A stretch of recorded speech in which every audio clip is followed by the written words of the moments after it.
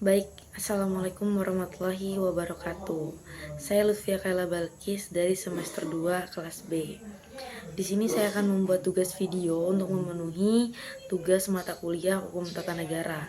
Di sini saya akan membahas topik yang saya bahas itu ada 4 macam ya, ada 4. Yang pertama ada desentralisasi, yang kedua ada dekonsentrasi, dan yang ketiga ada tugas pembantuan, dan yang keempat ada wewenang pemerintah daerah.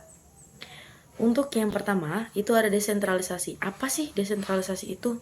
Nah, desentralisasi itu adalah suatu sistem atau proses di mana wewenang, tanggung jawab, dan pengambilan keputusan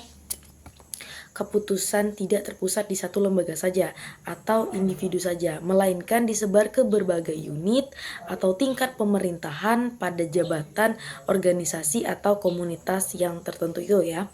Dan contoh desentralisasi itu apa aja? Nah, di sini saya mengambil contoh yang pertama, pemerintahan.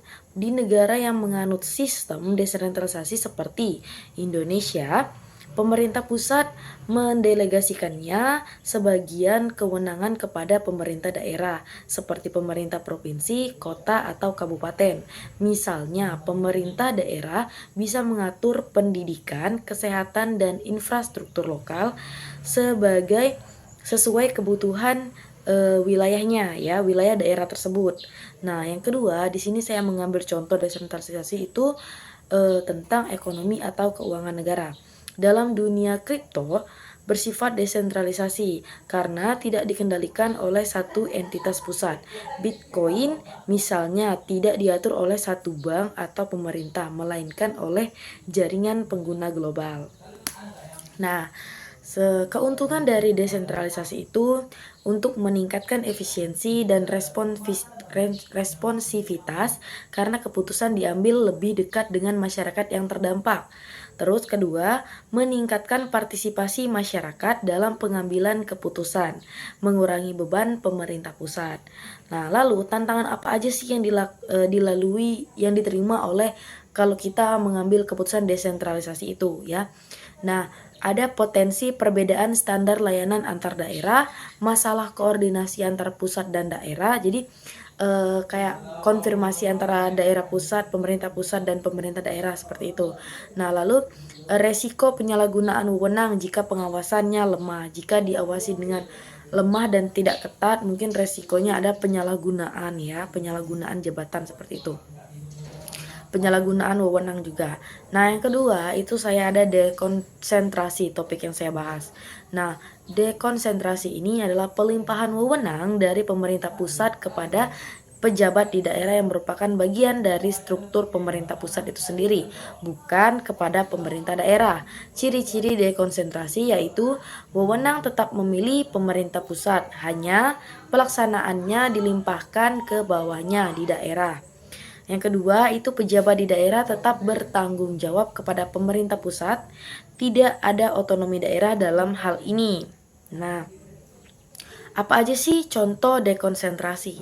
Contohnya yaitu gubernur sebagai wakil pemerintah pusat di daerah menjalankan program nasional seperti pendataan sensus penduduk.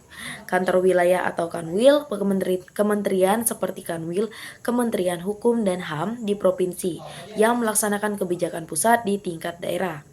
Tujuannya apa aja? Nah, tujuan dari dekonsentrasi yaitu mempercepat pelaksanaan kebijakan nasional di seluruh wilayah, meningkatkan efisiensi dan efektivitas pelayanan publik oleh instansi pusat di daerah. Yang ketiga, memperpendek jalur birokrasi antara pusat dan masyarakat. Apa aja perbedaan dengannya dekonsentrasi dan desentralisasi tadi?